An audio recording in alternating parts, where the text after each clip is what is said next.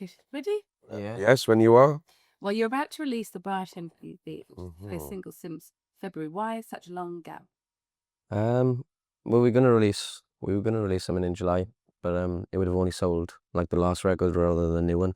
So we just did the festivals to just keep us in the public kind of thing, and that kept the record selling for about, I think it was in the chart for about 43 weeks, and we hadn't even released anything. So we were doing so many gigs, we didn't really need to bring out another record.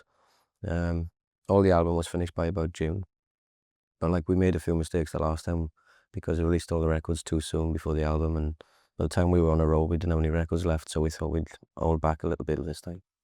But your album still went number 6, didn't it? Yeah, So- but after the album, we only had one single left, Mm. and that's when things started to go really well. You know, first record, you got to really build up to it, but then by the time we built up to it, we didn't have any records left after, so we thought we'd just hold back a little bit more this time.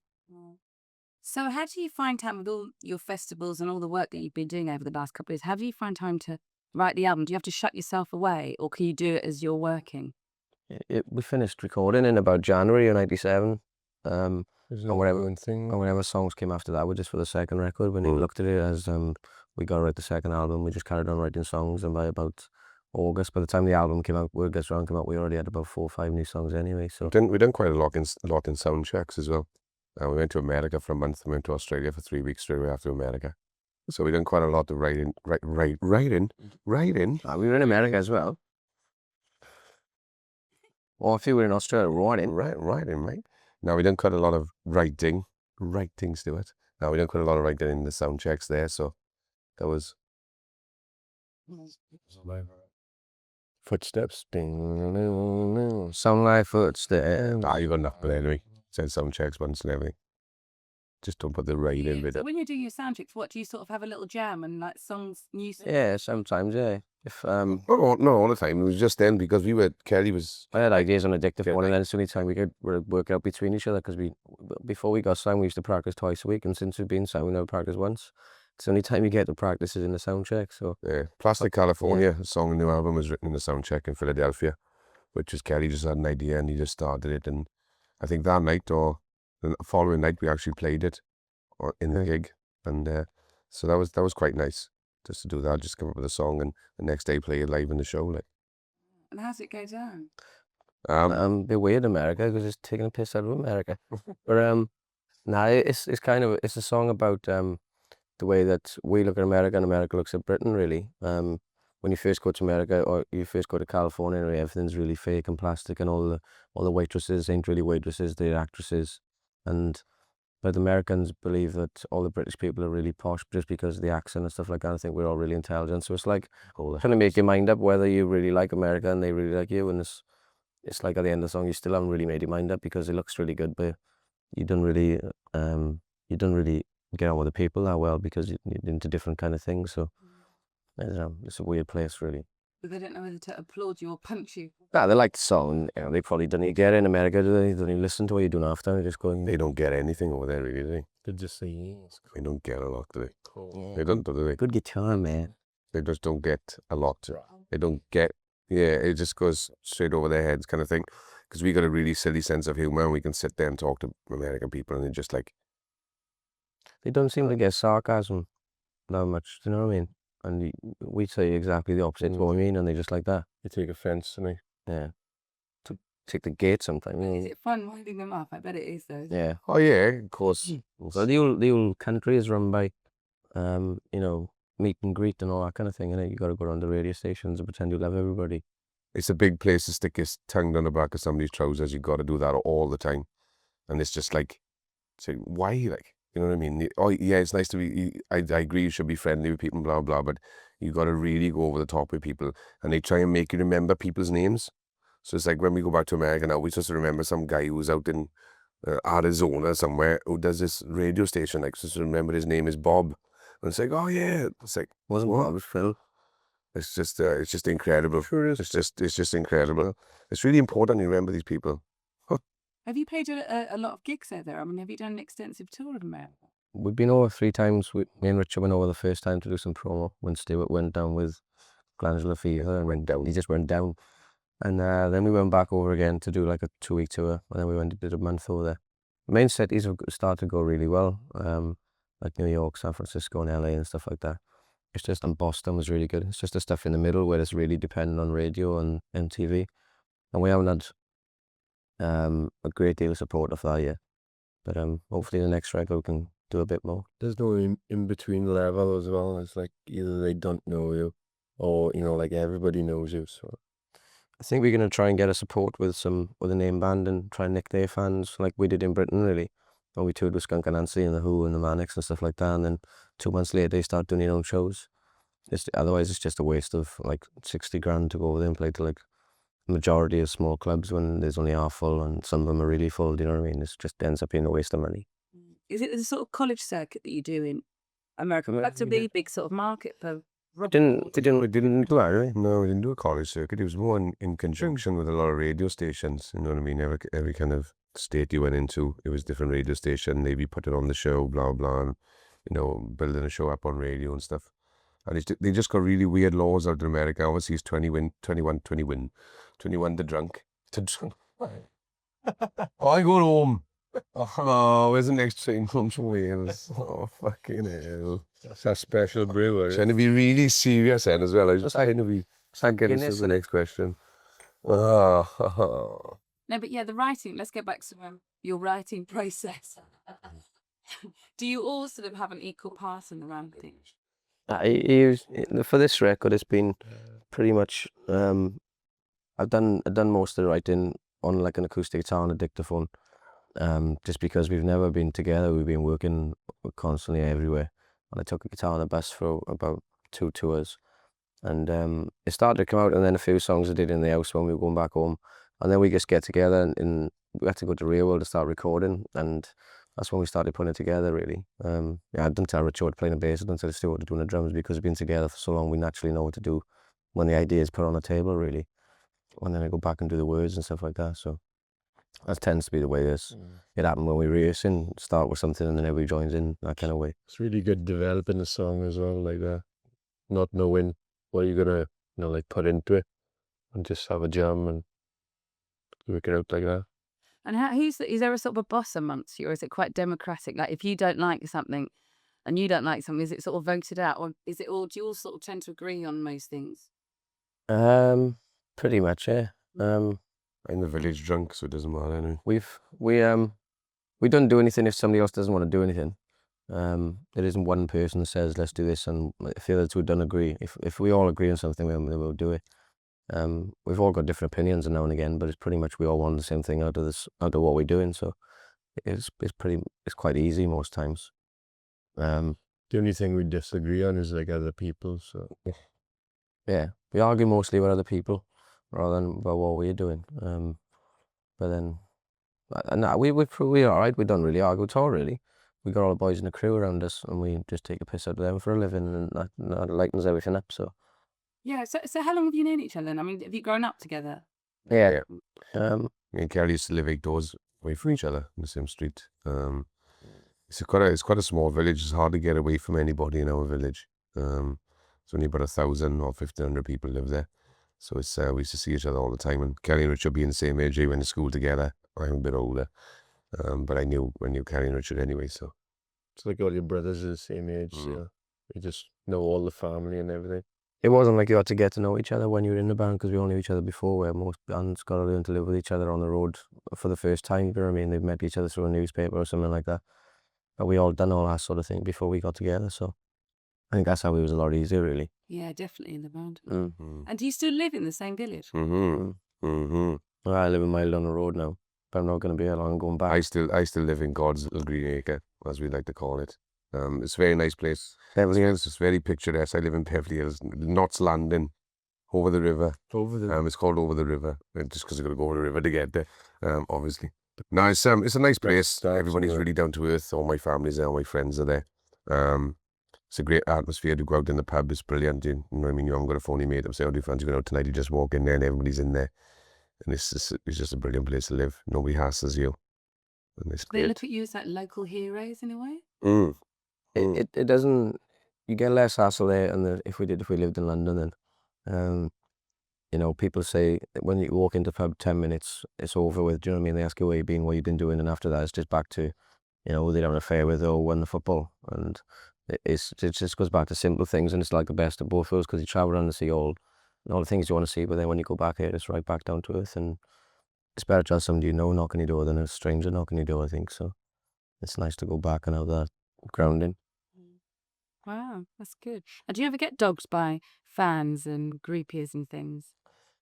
No, there was only one time actually, which was a bit strange. The town centre is called Aberdare, and we live about 2.5 miles away from the town centre in Carmarthen. And I was in the town centre one day, and there was this girl who was from Germany, and we'd met her a few times in Germany, really obsessive kind of fan, wrote us letters and stuff. And I was with my girlfriend, and we walked out to the travel agent. I don't know what we were doing in the trial, I can't even remember. And we walked out there, and I walked on the street, and this girl walked past me, and I was like, and I phoned Kelly up. I said, he'd never guess what I just seen in Aberdare. And he said, I said, that girl from Germany, and she come all the way from Germany to Aberdare, like. And I was just like, why? There was another woman In the wrong place anyway, we live in Carmarthen.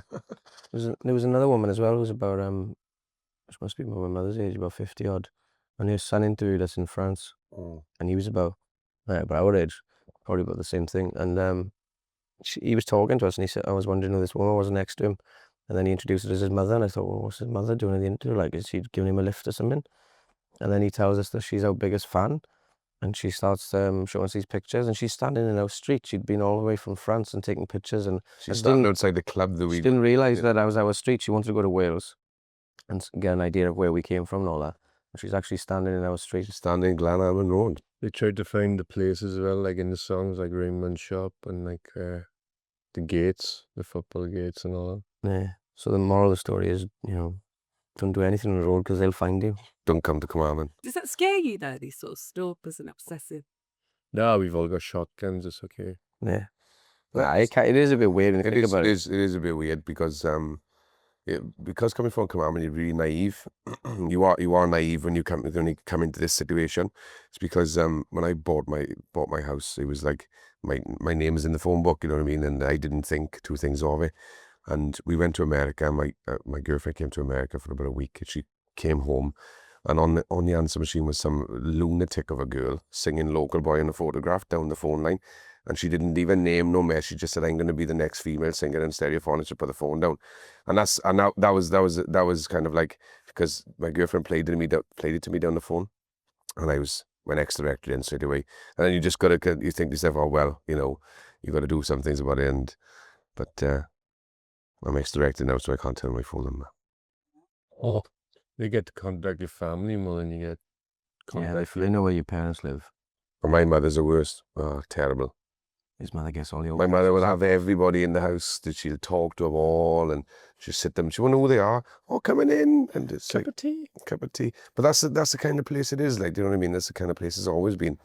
You know what I mean? Everybody's so welcoming and so friendly, and it's strange. I say to my mother, I said, you just want to be careful. Like, you might have some fruitcake knocking your door one day.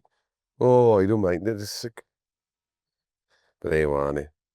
And go to your new single. Where did you shoot the video? It's Thailand. Yeah.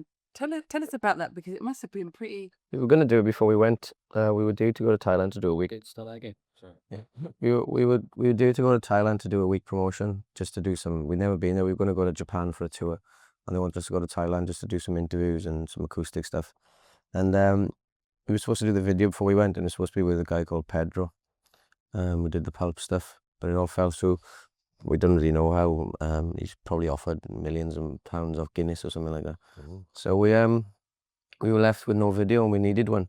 So Pinko, the guy in V2, pitched this idea to us about a week before, which we weren't really into, which was us being the Bunny Girls in the Apocalypse Now scene and entertaining the troops. But we come on a helicopter. But we didn't really want to do the helicopter thing because Oasis had done the helicopter, and we thought, well, people are just going to think we'd ripping them off. And then we said, let's do it with a boat. And then we worked out we were going to Thailand, and we had all these contacts with the army and everything. So we thought we'd do it in Thailand, and we could have these people for like £10 a head, which is really, really cheap. And it looks like it cost about 200 grand, but it didn't cost anywhere near it. So it was just a really happy accident, and it worked out, and we just had a laugh. It was unbelievable. These kids are like 16, and they actually are in the army. And it's compulsory when you're 16 to put your hand in this, like a brown sack, and either pull out a red ball or a black ball. And if you pull out a black ball, then you're in the army. And they believe that it's in your own hands because you picked the ball. So all these kids, it's like the hairdressing army, and they're all really camp, and they're all like... That's why they can't dance for toffees in the video. and they won't go up in the helicopter in the dark, and they won't go up in the rain. So if you want to invade Thailand, just go after 8:30 on a rainy night, and Right. it's sorted. You got the whole island. You walk into Thailand and rule the place. And were you on the River Kwai? We're on the Kwai. Amazing. I mean, did that make you sort of feel Some I'm of it, here yeah. in a We went public to the bridge over the River Kwai as well, to take some photographs. It's incredible looking place. It is mad. And all the people working, all the local crews are working on the killing fields and stuff like that, and last some Bond Bond film, films isn't and all stuff like that. So they'd all done most of the Vietnam films, because most of the Vietnam films are done in Thailand anyway. So it was good. So is that sort of some of the bonuses of being in a band, that you get to do these things? Did you say these the upside? Yeah, we did traffic video in The the downside was eating off plates that actually got washed in the Kwai. Yeah, that wasn't too good. And We were having food and you see this woman, what's she doing? She's washing the plates in the River Kwai, and there's so many things in there. It's unbelievable. The water's even brown, you know what I mean? And it's like, you really want something to eat, but you don't want to eat off that plate. Like, it is good. Videos that tend to just go on and on and on, though. They become really boring, but that one was quite quick, wasn't it? It didn't last as long as it used to. Just a performance for us, really. Just go on and do it a few times, and that was it. So we're just all little beasties that come out after dark. it was boiling 1 o'clock in the morning, like being in an airing cupboard. Unbelievable. It was ridiculous, but it was cool. But you sort of come a long way in the part. When I saw you in the city in Dublin, I mean, that's just Gone. I know, so just over 2 years ago, but I mean, so much has happened since then. What's it been like? First time I ever went on a plane, that was. Is it really? 26 years of age. Now he's on flying lessons. I'm flying lessons now. I'm going to become a... You nearly had a heart attack, had they? I did. First time I ever been on a plane, I went in the city in Dublin. And I cacked my pants, to put it lightly. It's been a good 2 years. I've done a lot of work, done a lot of gigs. Started off a lot of international stuff as well. Just looking forward to the new stuff coming out now. We've been putting a lot of new songs in the set, and it starts getting fresh again now, because we've been doing the same gigs for a long time now. But each time we're going back to the same town, though, it's been a bigger venue, so it's always been that progression. We've never felt like it's been the same again. We've never played the same venue twice, really. It's always moving up, and each single will be the last single, and it was always that constant moving forward. So hopefully the next record will keep on, really.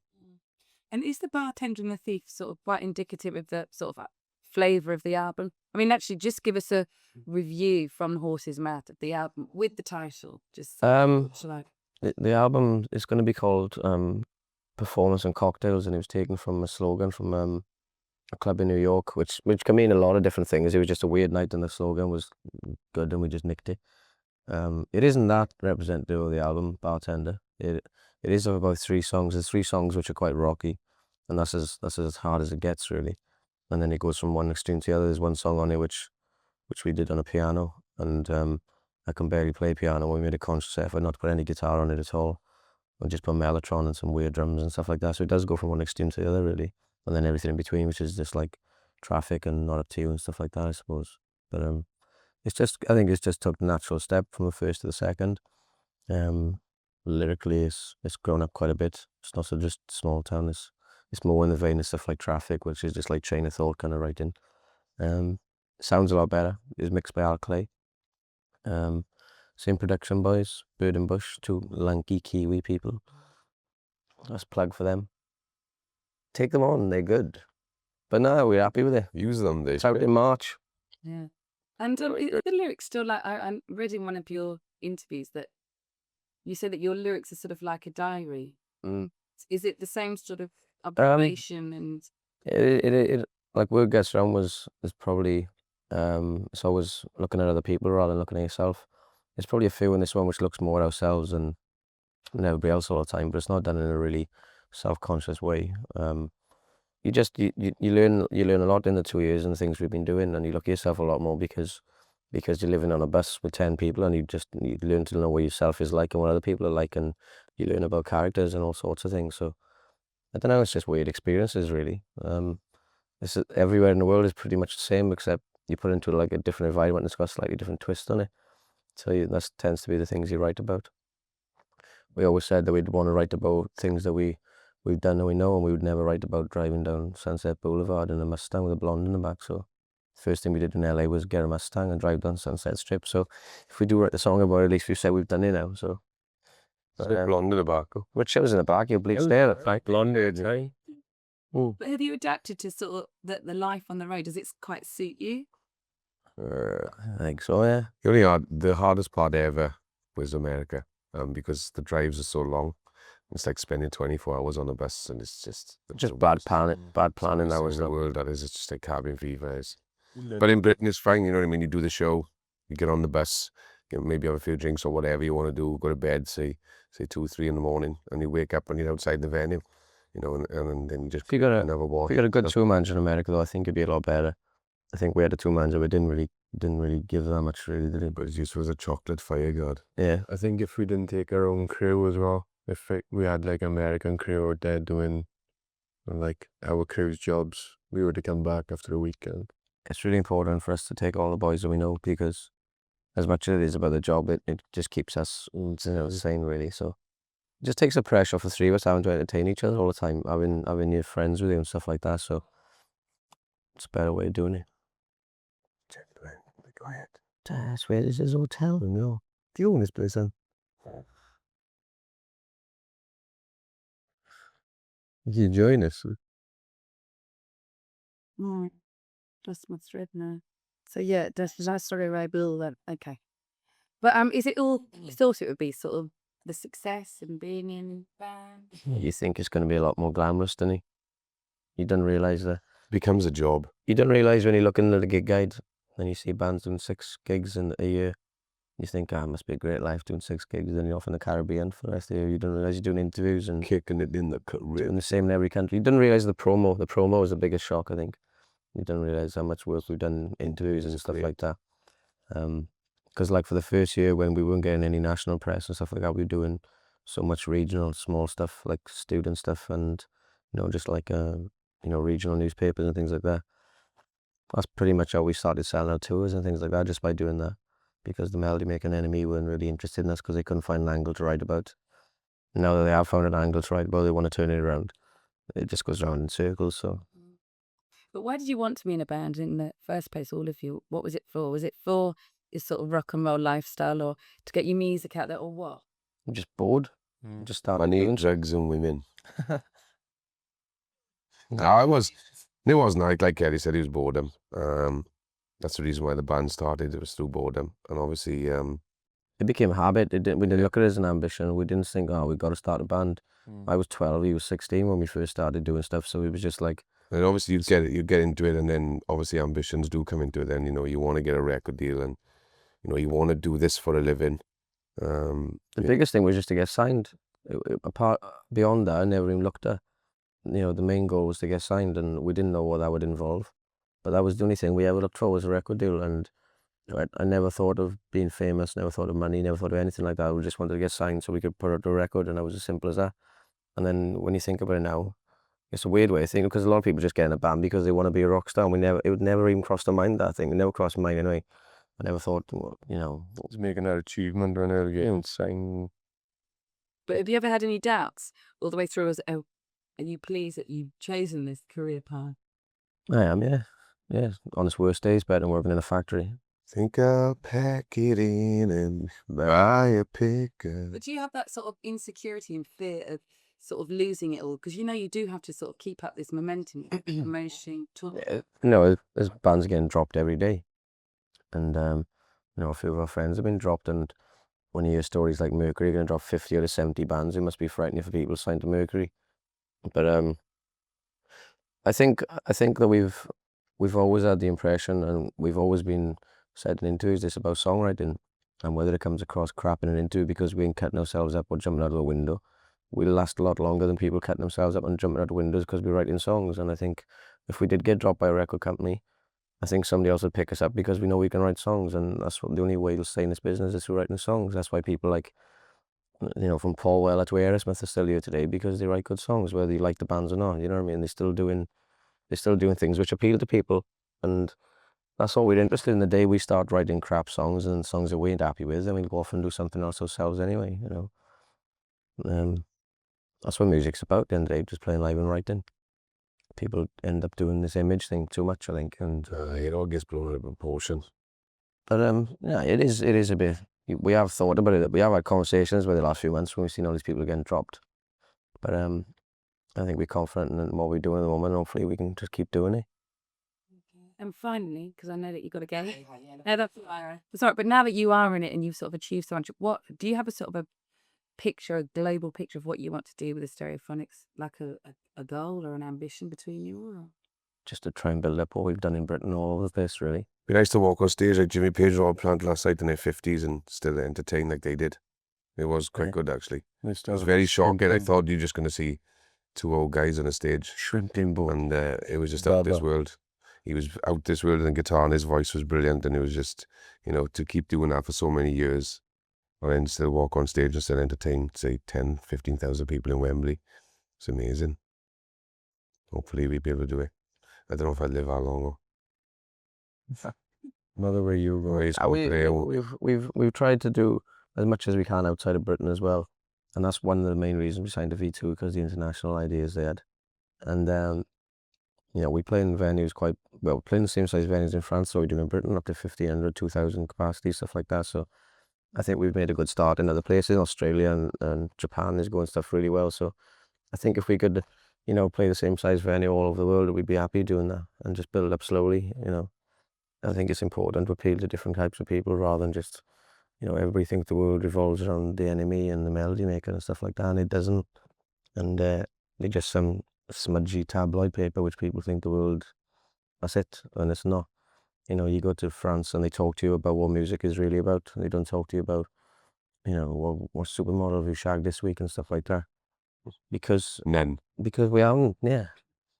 So that's what it's about.